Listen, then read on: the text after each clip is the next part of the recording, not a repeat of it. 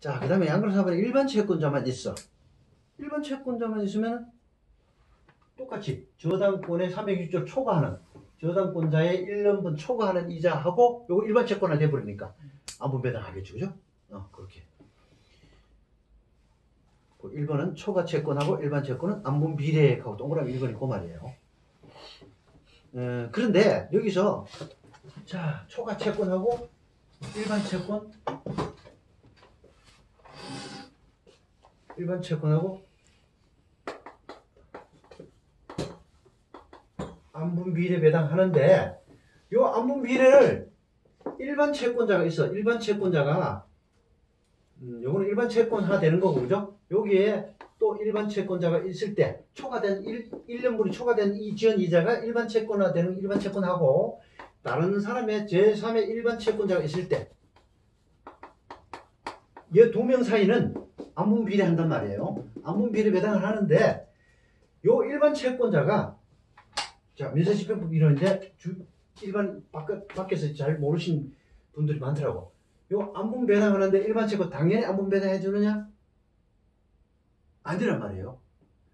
그래서 민지법 민사집행법 88조가 이때 필요한 거예요.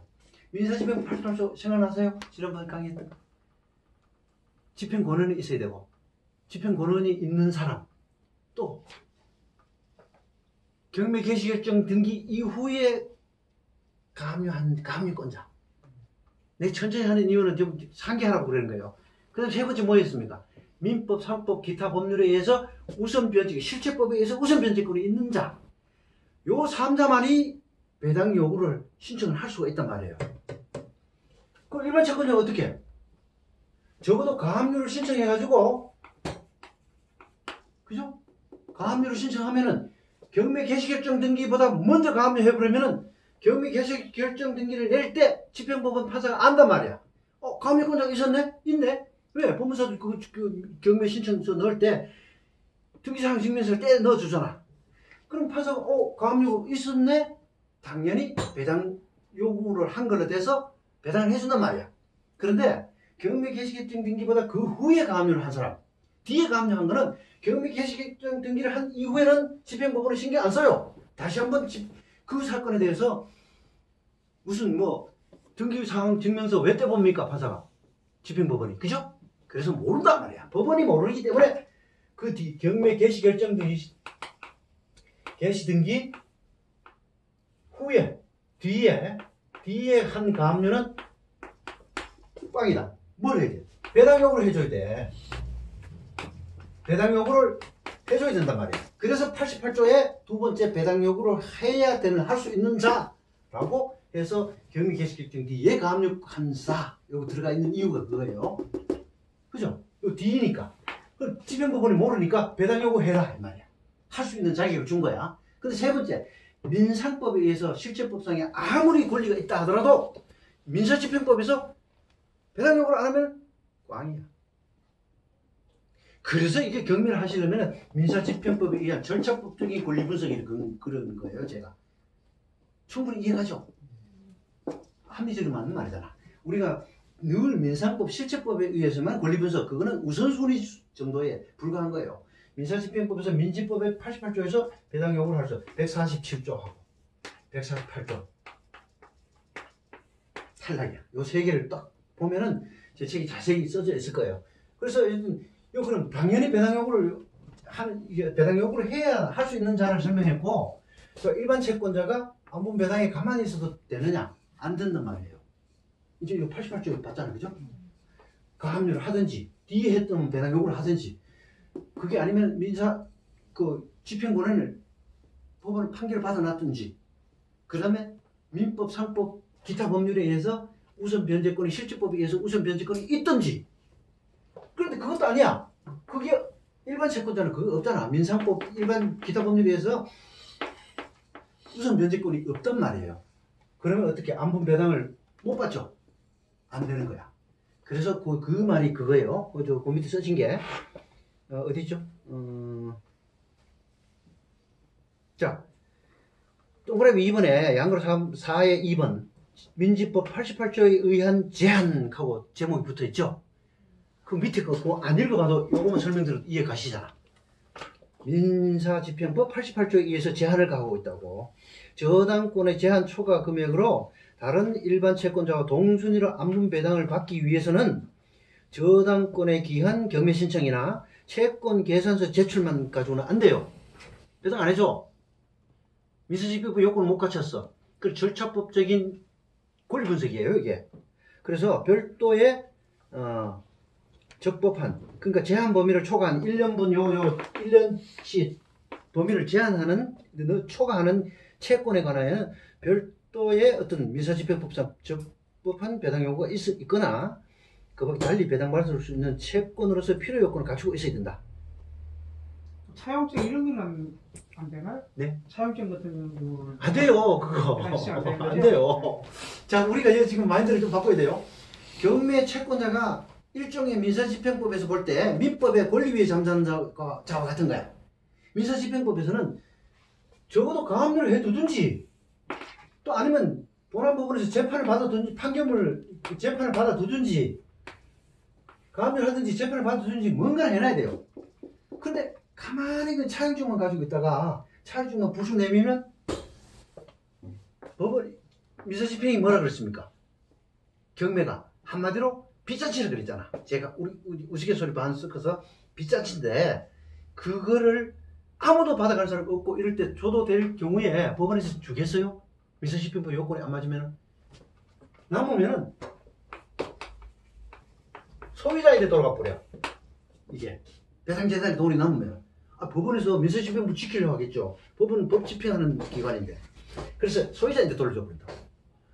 일반 채권자가 차용증을 나 차용증 있는데 나도 좀 주세요 하고 그거 갖다 법정에 가가지고 배당 기일날 쫓아가서 아무리 해도 아마 안 줘요. 법원에 안 주죠. 법원에서 소유자한테 돌려주죠.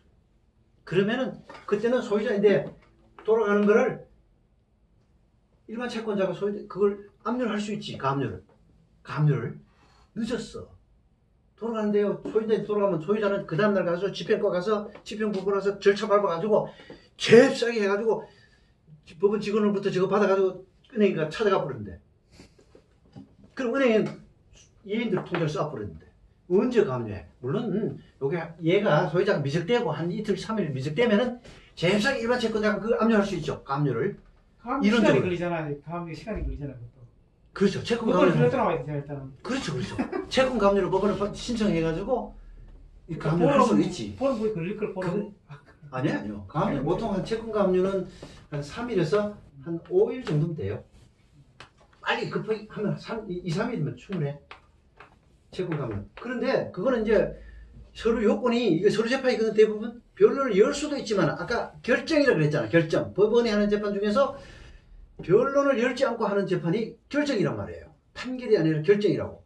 결정도 서류 재판을 한다 그러지만 2, 3일 정도 증거가 없을 때 말이지 판사가 보석명령 내려. 야, 니 진짜 채권이 진짜 있는지 아닌지 난 불확실하다. 요거 보석해라 이런다고.